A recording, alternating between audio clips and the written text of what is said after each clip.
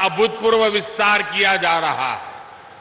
किसानों और उत्पादकों के इन समूहों के माध्यम से कृषि उत्पादकों के निर्यात के लिए भी व्यापक इंफ्रास्ट्रक्चर तैयार किया जा रहा है।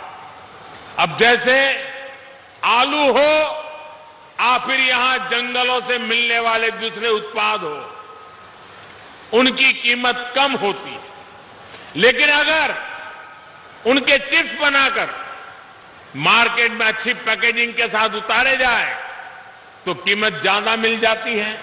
जब आप यहां प्रदर्शनी देखने जाएंगे तो आपको दिखाई देगा कि कैसे बाजार से अच्छी कमाई की जा सकती है।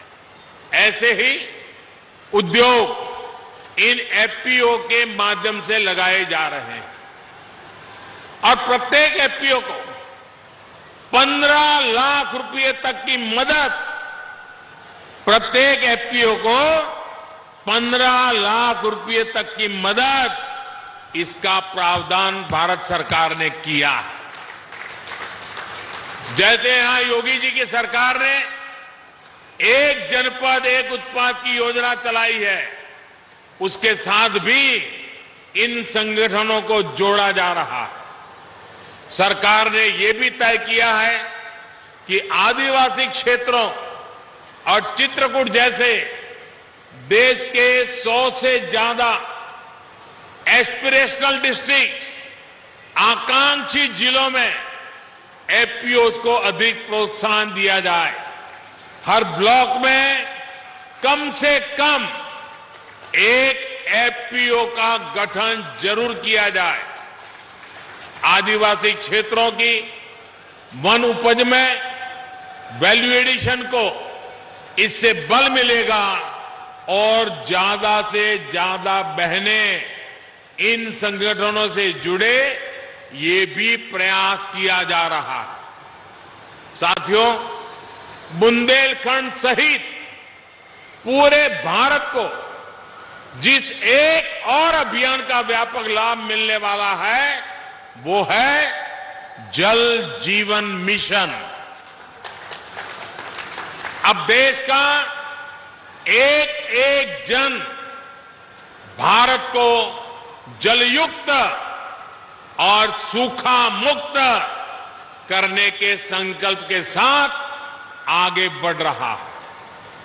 आने वाले 5 वर्ष में देश के लगभग 15 करोड़ परिवारों तक शुद्ध पीने का पानी पहुंचाने के संकल्प के लिए काम तेजी से शुरू हो चुका है। इसमें भी प्राथमिकता आकांक्षी जिलों को दी जा रही है। ये योजना ऐसी है जिसका संचालन आपको ही सबको करना है। हर गांव के लोगों ने मिलकर के करना है।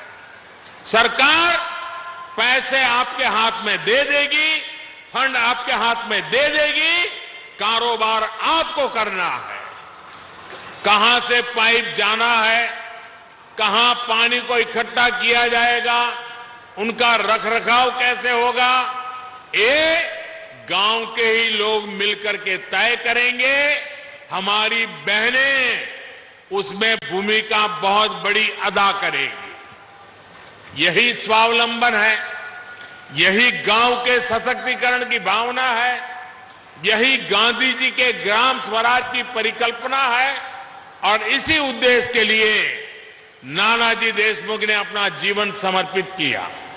साथियों, यूपी के किसानों को, व्यापारियों, उद्यमियों का तेज विकास यहां की कनेक्टिविटी पर भी निर्भर है।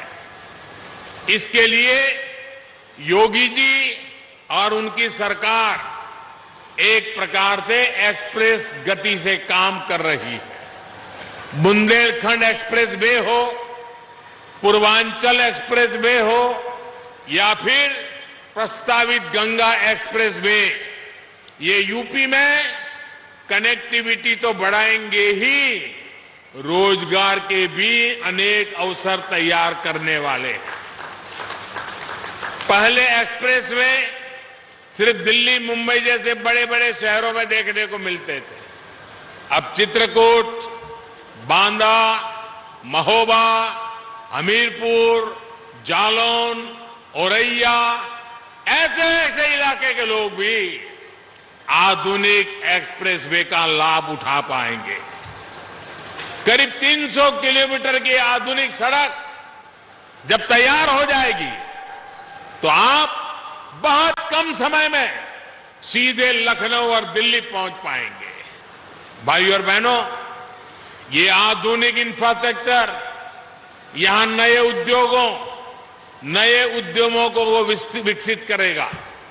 ये संयोगी है कि पिछले साल फरवरी में ही झांसी में यूपी डिफेंस कॉरिडोर का शिलान्यास करने मुझे उसका सौभाग्य मिला था, यहां आने का अवसर मिला था। और इस साल बुंदेलखंड एक्सप्रेसवे का शिलान्यास हो रहा है।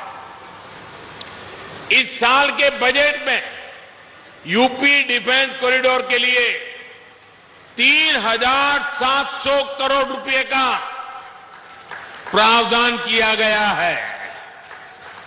इन दोनों योजनाओं का आपस में गहरा नाता है। बुंदेलखंड एक्सप्रेसवे से यूपी डिफेंस